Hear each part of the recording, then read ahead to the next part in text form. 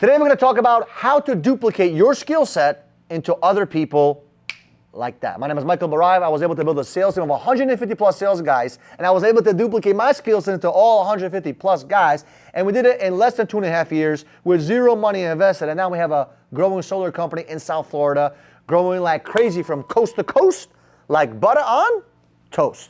So when it comes to duplicating your skill set, you have to understand that you're trying to take not the actual words or the actions. You're trying to develop other people and duplicate how you think, right? That's the most important thing that I got when I was training my guys. Like, how do I get other people to be as good as me? And you might say, well, Michael, I'm so amazing. No one will ever be as amazing as me. Wrong, right? If you are the magic in your business, you don't have a business, right? If you're the main point that everything has to flow to you and through you because you're the almighty hero, then guess what? You don't have a business.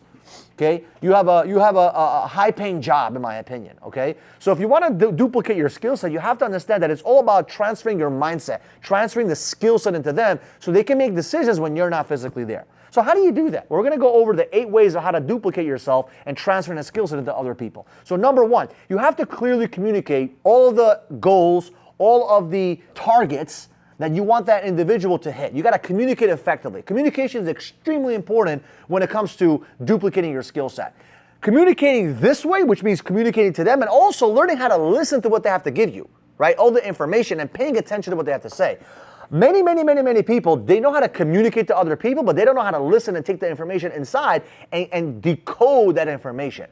So like you may be training somebody and talking to them, having a good communication with them, setting up goals and targets and blah, blah, blah, but you're not really paying attention to what they're telling you. Like they may say, I want to have, a car by next year, and, it could be a Mercedes G class or C class or A class or whatever class they want, right? And you're not really paying attention to why they want it. Like understanding, okay, they want that car, but why do they want it? Okay, because you need to understand, communication is extremely important.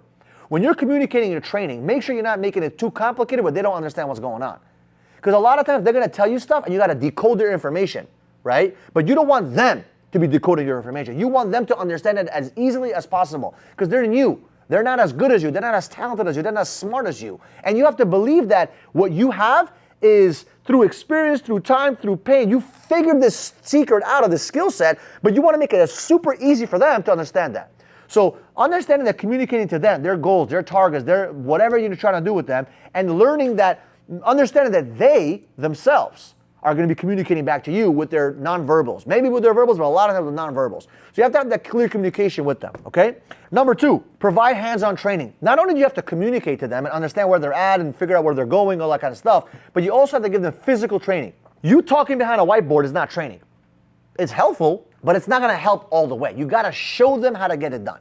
When you're talking, it's awesome, but when you're talking and doing and giving them hands-on training, it's incredible, right? And remember, the best way to get them to remember is not for you to do the talking and you to do the showing. It's for them to do the talking and showing and teaching it back to you. What I have learned is that when you let other people teach back to you, they're the ones that are learning the skill set. You might say, but Michael, isn't the person who's teaching that? No. The person who's teaching is the one who's remembering everything. You learn the most and you retain most of the information when you're doing the teaching.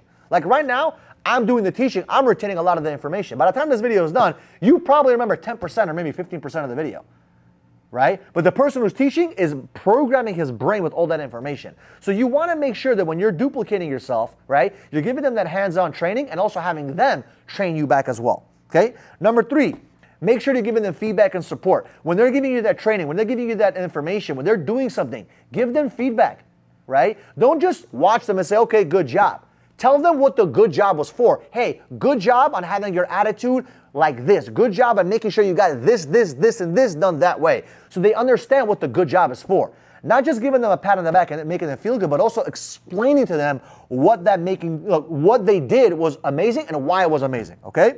Number 4, you got to be the role model, right? If you're not doing it when they're not watching, that's a problem. Like, how do you duplicate yourself? You got to be the example.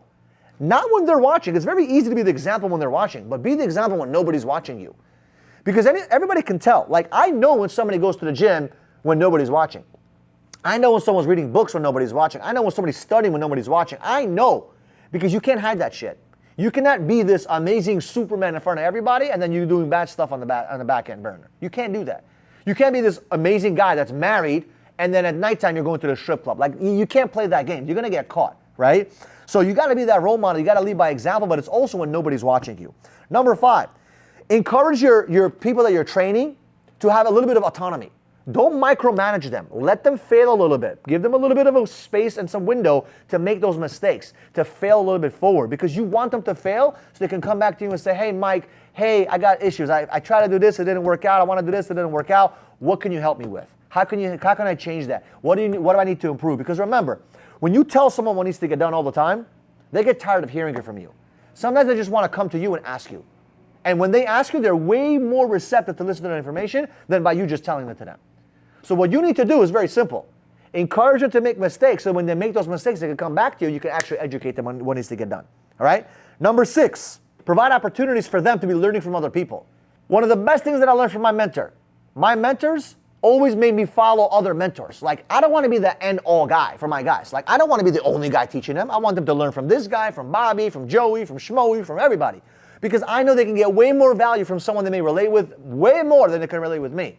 Even if they're the same personality as me, I still want them to be able to learn from other people. It makes my job easier and it makes their job even more powerful because they can get more information from other people, right? So I encourage them to go talk to other people. I encourage them to go to events. I encourage them to be, asking questions to other people that are not physically, always responsible for them, I would say, right? I want them to learn from other people because they're going to get juice from other people. And remember, the second they hear the juice and it's similar to my juice, guess what? They respect me more.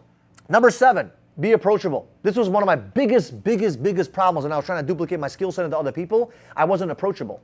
People would be afraid to come talk to me because I was too far away from them in success or whatever, or mindset, right? And I created such a big gap for my team that they couldn't relate with me, they couldn't get close to me, and they thought I was this special guy in the skill set and they would never get too close, and I couldn't help them. You cannot serve people when you're so far ahead of them. You can only serve them when you get close to them, in the weeds. And yes, they may judge you, but that's okay. That's how you build those relationships, right? So you have to be approachable.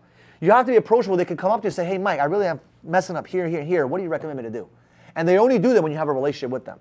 So in order to duplicate your skill set, what you really need to do is open your heart a little bit so that they can be approaching you, so they can actually get the real issues fixed by you. Right? So you can help them become better individuals. Number 8, obviously, when they create results, when they create success, you got to recognize them for their accomplishments.